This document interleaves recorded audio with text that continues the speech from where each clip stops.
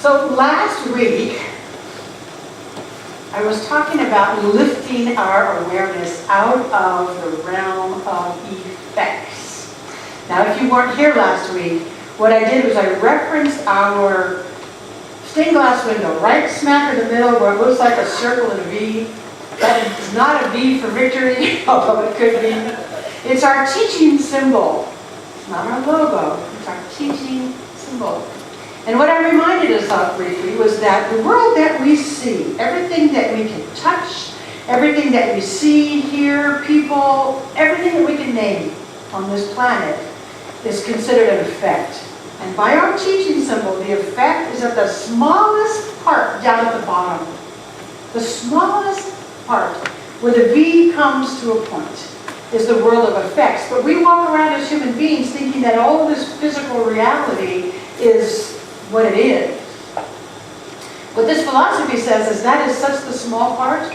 The real cause of all of it is the top part. You see how it opens up really wide? We would call that the spirit, the source, God, whatever you want to call that.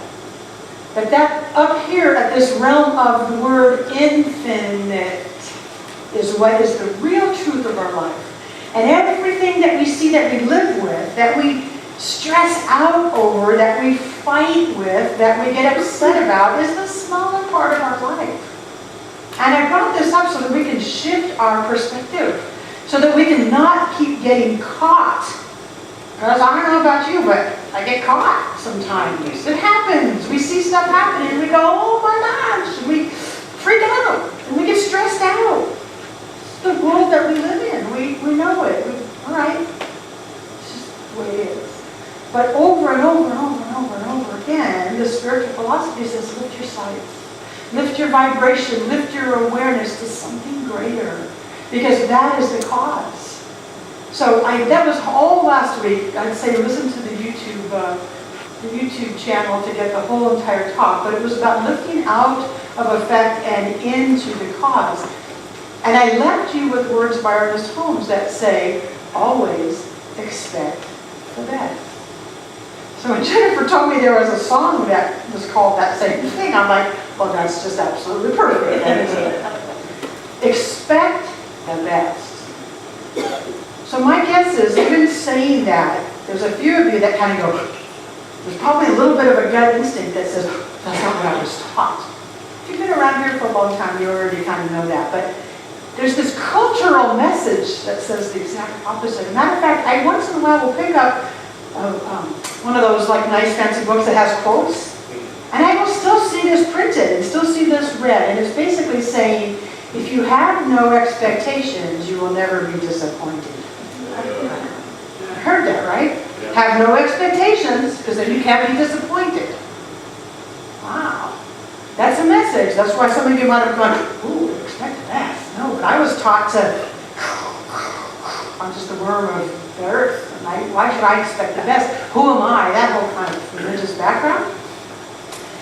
This philosophy says, yeah, we need to expect the best. But let me break it down to two things as we talk, and it'll help us. So, in terms of people, I think the advice of don't have any expectations is probably really good when it comes down to shoulds.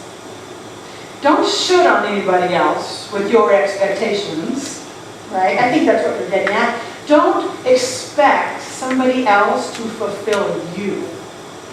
That, I go, okay, that's what that means. Don't have any expectations and you won't be disappointed. In terms of people and situations and the realm of effects, that's probably pretty good advice. But I'm going to keep it just to people. Don't should on people and don't expect them to fulfill you. If you have any relationships in your life where you're shoulding on them, they should be doing this, they should be doing that, they should be doing this for me. How can you think that way when you're in my relationship? Right? Okay.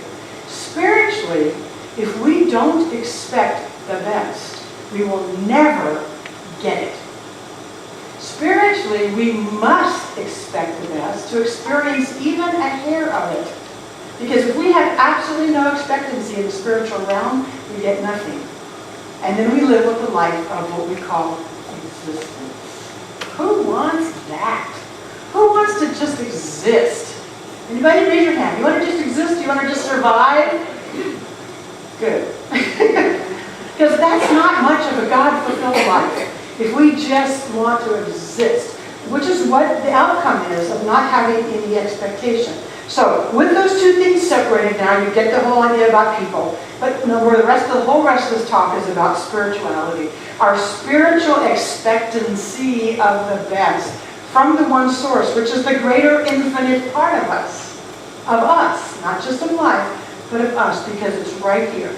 So today, I'm going to continue this whole idea of lifting us up to that realm of infinite first cause. I'm going to continue the lifting via the talk about gratitude. Because gratitude is a really big part of this. So let me just be clear that when I say gratitude, I'm not just talking about being polite and saying thank you to people, although that's a wonderful thing to do. That's just like one little aspect of it. I'm not saying that we be grateful just because it's a feel-good practice, although it does feel good to be grateful. And it's not just when things go the way we want them to. Don't we? It's easy to give thanks when something worked out the way we wanted it to. Oh, I'm so grateful that that happened.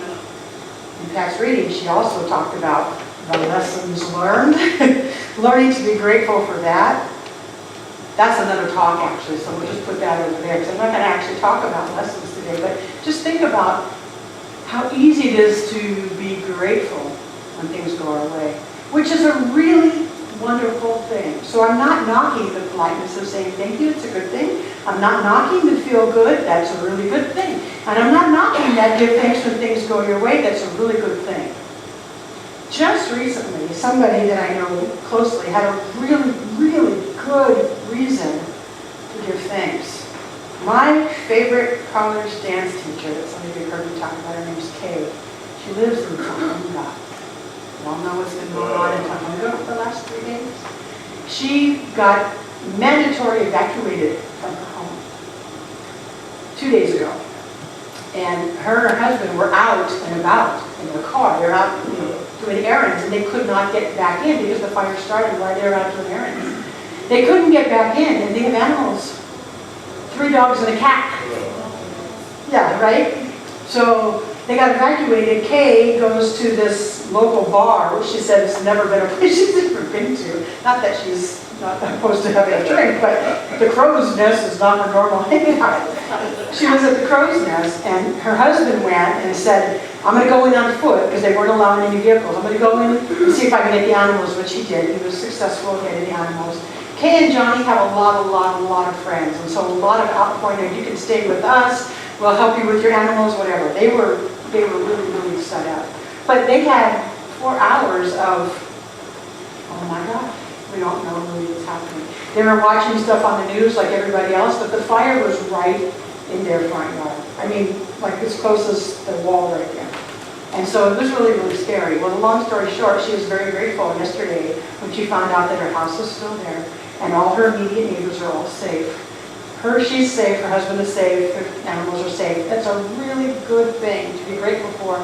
And she sent out this email that was, I'm grateful for this, I'm grateful for that, I'm grateful. It was really long. I'm grateful, I'm grateful, I'm grateful, I'm grateful, I'm grateful for all these things. Of course, we want to have that kind of gratitude. Turns out today, the fire department is using her property as the command post.